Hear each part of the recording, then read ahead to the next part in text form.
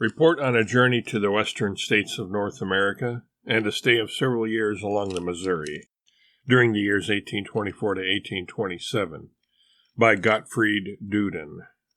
Eighth letter, Tarlton, Ohio, 29 September 1824. Number 12. The distance from Wheeling to Cincinnati is calculated at 260 English miles, and we have now 130 behind us. The reputation of the state of Ohio for fertility and beauty is not undeserved.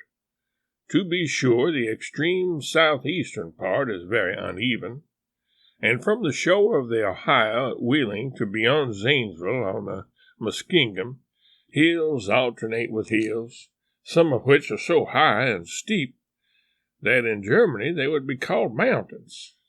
However, they are all covered with rich humus, and stones are visible only in the channels of the brooks.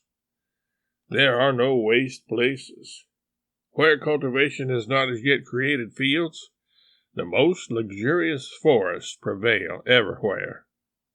Oaks, maples, walnut trees, cultivated chestnuts, beeches, tulip trees, sassafras trees, plane trees, storax trees, ash trees blend in colorful variety.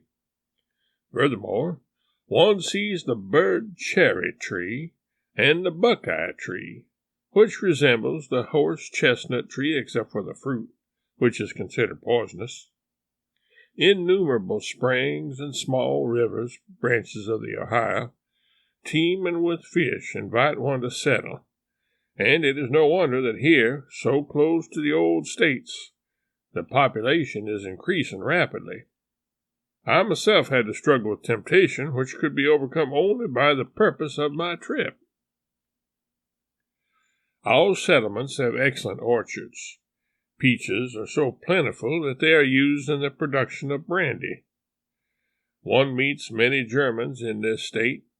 Their farmsteads and their cultivated fields are conspicuous for their excellence. Germans in America have the reputation for engaging in agricultural industry, and the descendants of Englishmen proclaim without hesitation that they like the German immigrants best, whereas complaints about the Irish are common, that they are prone to be intemperate, lazy, and quarrelsome. Several days ago we stayed overnight with a German settler, who, besides caring for an extensive farm, also manages a kind of inn called Entertainment. He told us that he had come to America as a child with his father. His German home was in the neighborhood of Strasbourg. He was probably about 60 years old. His farm was large and well managed. It was under the supervision of his son-in-law, who was of English descent. The latter was particularly interested in the cultivation of tobacco. He showed us leaves that bring 28 to 30 cents a pound on the spot, and also others that cost only 4 cents. The finer varieties produce far less bulk and require much greater care in cultivation and in the treatment of the harvest. This is the chief reason for the difference in price. Cotton is also grown, but only for household use. In addition, much corn and wheat, but little rye and no barley. Therefore, beer is very expensive. Potatoes, sweet potatoes, turnips, beans, peas, varieties of cabbage, cucumbers and melons, radishes, and so forth we saw here as everywhere else. The farmyard was full of various fowl, chickens, ducks, geese, turkeys, and guinea hens. One can imagine that nothing was lacking in the food served by our fellow countrymen. Indeed, we have never had a reason to complain about that.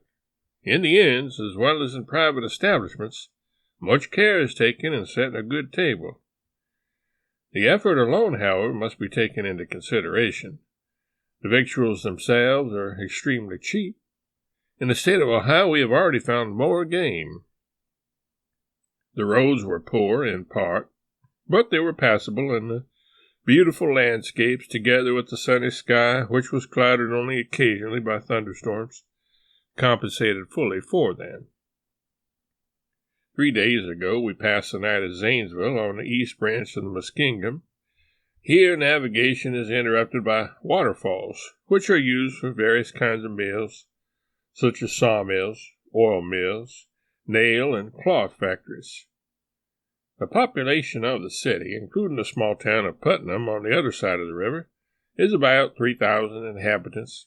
It has glass factories and 2 printing shops. Some of the buildings are unusually expensive looking. Along the Muskingum and its branches there is much fertile, arable land, and although the population is not sparse, it is said that very good land can still be had for $5 to $8 an acre. The same is true of the smaller Hockhockin River, which we passed the day before yesterday near New Lancaster. New Lancaster has about 1,200 inhabitants and an English and a German printing shop. It is not worth the effort to collect exact statistics about every little town in the interior of the United States. Everything is too much in the process of development and changes too quickly. Near Lancaster, the ground is more even and of great fertility. Here in Tarlton, we again had to have our wagon repaired. Our rule was to stop at the inns where the mail coaches stop, stage offices, because we expected better food here and proper safekeeping of the baggage. This time we made an exception and chose an inn situated at the entrance to the small town, whose owner had heard us talking and made himself known as a compatriot. Towards sundown, after we had been in the house about half an hour, our hostess came to us and, with evident alarm, asked whether we knew the 3 gentlemen who were just leaving. She then told us that these persons had just inquired whether 2 Germans had arrived here in a wagon. She had answered yes, and had invited them to step into the lounge where they could find us. They had stopped at the entrance to the lounge, and peeping through the door, which was ajar, one of them had said softly to the other, "Nothing can be done here." Such behavior had seemed very strange to her, and when she had asked the strangers whether they wanted to speak with her German guests, they had left immediately. We had long been prepared for adventures with robbers.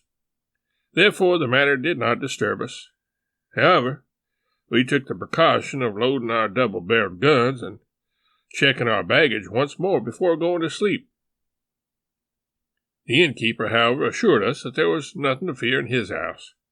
He was only worried that they would be lurking along the road ahead in the dense forests. On the following morning, today, we heard that these persons had been passengers in the mail coach that had arrived shortly after us, that they had spent the night in the post stage, and that they had slipped away before daybreak with the ready cash and various effects of the other passengers.